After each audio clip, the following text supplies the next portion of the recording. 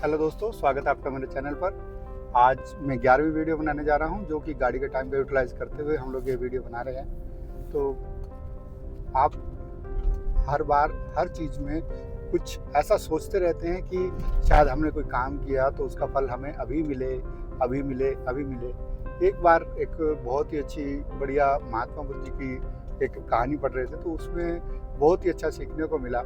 उसमें महात्मा बुद्ध जी के एक जो चेले थे, वो उनको साथ में घूमने के लिए जाते हैं एक जंगल की ओर। जंगल में जाते जाते उन लोगों को थोड़ा लेट हो जाता है, तो वो रात को विश्राम का वहाँ पे सोचते हैं। तो वो अपने चेले को बोलते हैं। वो चेला ये मानता था कि महात्मा बुद्ध जी कुछ नहीं है, कोई छोटी मोटी पर्सनैलिटी है, बट उनको उनके आध्यात्मिक और उनके बाकी चीज़ों के बारे में इतना गहन ज्ञान नहीं था। तो उन्होंने रास्ते में वहाँ पे देखा कि एक कोई घर दिखा, तो उन्होंने कहा कि महाराज, यहाँ पे एक घर दिख रहा है, तो हम वहाँ पे रहने की कोई व्यवस्था करें क्या? तो उन्होंने कहा कि हाँ बेटा, यहीं पे करते हैं। तो उन्होंने वहाँ पे वो रहने की व्यवस्था की, उनसे बात की। तो उन्होंने देख के, वो भी पर्सन बड़े सज्जन थे, उन्होंने साधु महात्मा जी का बहुत ही आदर सत्कार किया और उनको अच्छे से खाना वगैरह खिलाया और उनको एक अच्छी जगह दी जहाँ पे रात को वो विश्राम कर सकें। और तो ऐसे ही रात को उन्होंने देखा कि उनके पास क्या चीज़ है। उनके पास ले देके ऐसा लग रहा था कि उनके हिसाब से एक 2-3 पशु थे, भैंस थी, गाय थी, तो वो उनके पास थे। तो वो उन्होंने कहा कि महाराज, अब मेरे लिए क्या आदेश है? महात्मा बुद्ध जी ने को पूछा, जब उनके जो चेले थे उन्होंने, तो उन्होंने कहा कि तुम एक काम करो, इनकी गाय और भैंस जो है ना, वो इनको भगा दो। तो वो सोचता है कि मेरे को कैसे गुरु मिले हैं, कैसे क्या, उनके दिमाग में सोच बहुत ही अलग थी उनके बारे में। तो वो उन्होंने बहुत सोच समझ के, बट गुरु की बात को मना भी नहीं कर सकते थे, तो उन्होंने माना और ऐसा किया। और ऐसा करने के बाद फिर वो आए कि जी गुरु जी, मैंने ऐसा कर दिया। तो फिर कहीं आप देख क्या रहे हो, भागो यहाँ से, नहीं मालिक मारेगा। तो वो ऐसा करते हुए वहाँ से वो चले गए। उसके काफ़ी टाइम के बाद फिर दोबारा उन लोगों का उसी जंगल में आना हुआ। तो वहाँ पे देखते हैं कि ऐसे ही रात का टाइम हो गया, तो दोबारा उन्होंने देखा कि वही पर्सन वहाँ पे उनको सामने दिखा। तो फिर वो बोले कि महाराज, अब फिर दोबारा शाम का संध्या का टाइम हो गया है, तो अब हम यहीं पे विश्राम करें कि कैसे करें? बट हमें डर लग रहा है कि क्योंकि हम लोगों ने तो इनका उस टाइम पे भैंसें खोली थी, तो इसको याद आ गया तो ये दिक्कत करेगा। तो वो बोले कि नहीं, कोई बात नहीं, आप एक बार कोशिश तो करके देखो। तो उन्होंने महात्मा बुद्ध जी के कहने से कोशिश की और वहाँ पे गए, वो रुके। उन लोगों ने फिर वहाँ पे खाना खाया और बैठे बैठे फिर उन्होंने, जो उनके चेला था, उन्होंने उनसे पूछा कि जी, आपके पास उस टाइम तो कुछ नहीं था, अब आज इतना भरपूर कैसे है आपके पास सामान और सब कुछ, और आपको कैसी ये तरक्की मिली?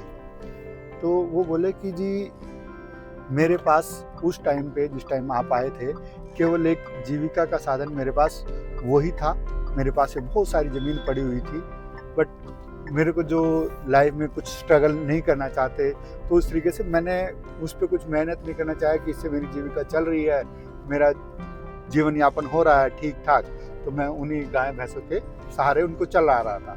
बट जैसे ही मेरे पास कोई ऑप्शन नहीं दिखी, तो मुझे इस जो ज़मीन पड़ी हुई थी मेरी, ये इतनी सारी बंजर ज़मीन बनी हुई थी, तो मैंने इसमें मेहनत की, इसमें मैंने बीज उगाए, तो ये अब फसल लहलहा रहती है इसमें, और बहुत ही अच्छा बढ़िया यहाँ पे फसल होती है, और मेरा काम दिन दुगनी रात चौगनी तरक्की कर रहा है।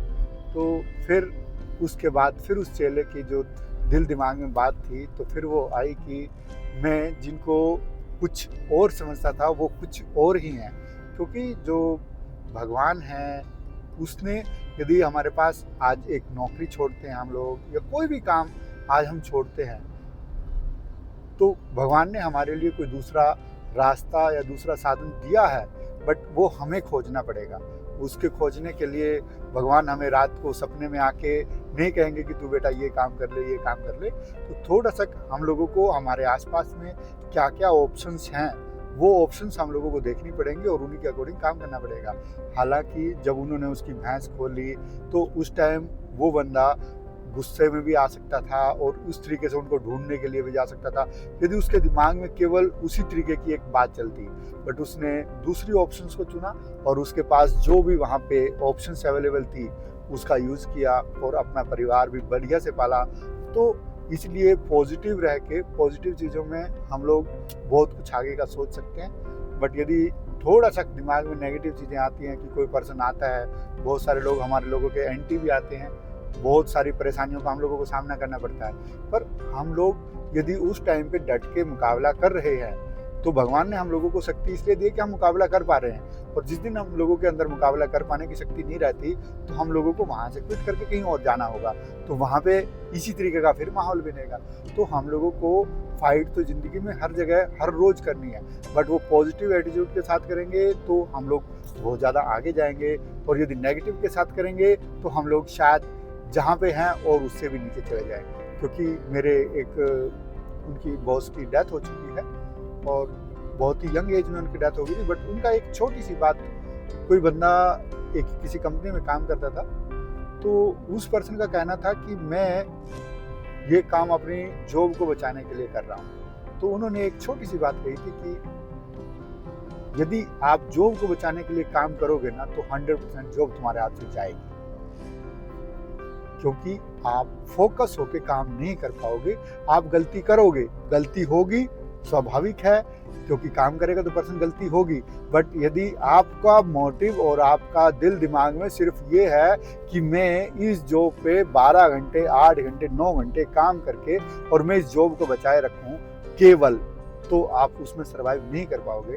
तो आपका मोटिव अपना ये क्लियर करना है कि मेरे मोटिव के अंदर ये है कि मैंने 5 घंटे 8 घंटे 10 घंटे जो वर्किंग करनी है वो दिल दिमाग से पूरा, मतलब दिल खोल के काम करना है। मैं कोई किसी चीज़ को बचाने के लिए या किसी चीज़ को किसी दूसरे पर्सन को नीचे गिराने के लिए किसी भी तरीके से मैं काम नहीं कर रहा। मैं केवल अपने लिए और अपनी ग्रोथ के लिए काम कर रहा हूँ। हर रोज़ कोशिश करें कि चाहे वो 2 मिनट का हो, 5 मिनट का हो, अपडेट, चाहे आप जो भी काम करते हैं, चाहे आप इंजीनियर हैं तो आप इंजीनियरिंग से रिलेटेड बुक पढ़ सकते हैं, यदि आप एडवोकेट हैं तो आप एडवोकेट से रिलेटेड आपके जो जिस भी फील्ड के अंदर आप हैं उसके अंदर आपके पास बहुत सारा ज्ञान है जो बुक्स के रूप में हम लोगों के पास अवेलेबल है, चाहे वो ई बुक है चाहे वो फिजिकल बुक है।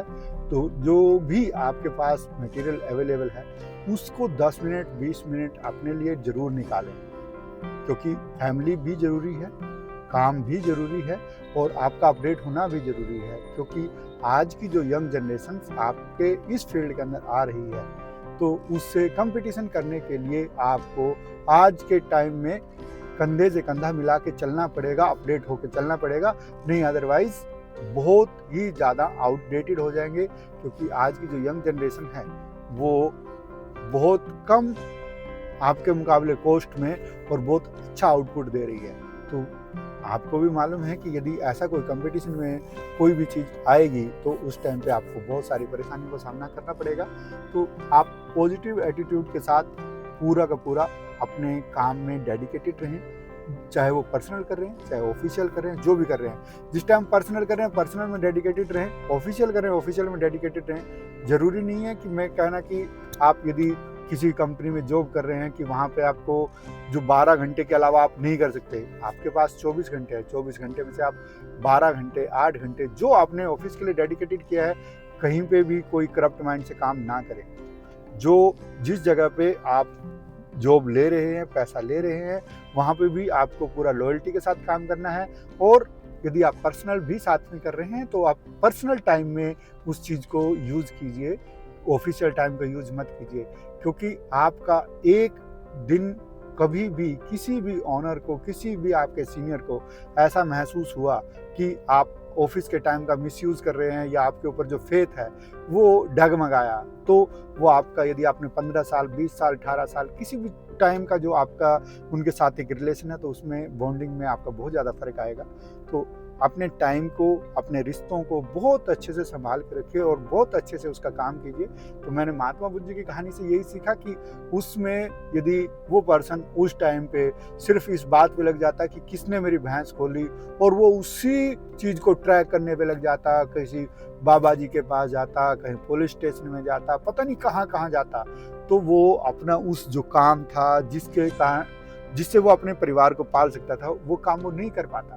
तो उसने उसके बाद जब वो नहीं दिखा तो उसने अपना खेती पे ध्यान दिया और वो खेती लहलहाई और वहाँ पे एक बहुत ही अच्छा बढ़िया उसने अपना जीवन यापन किया उस जंगल के अंदर। तो हमें उसी पॉजिटिव एटीट्यूड के साथ अपना काम करना है। Thank you very much for watching. Thanks a lot.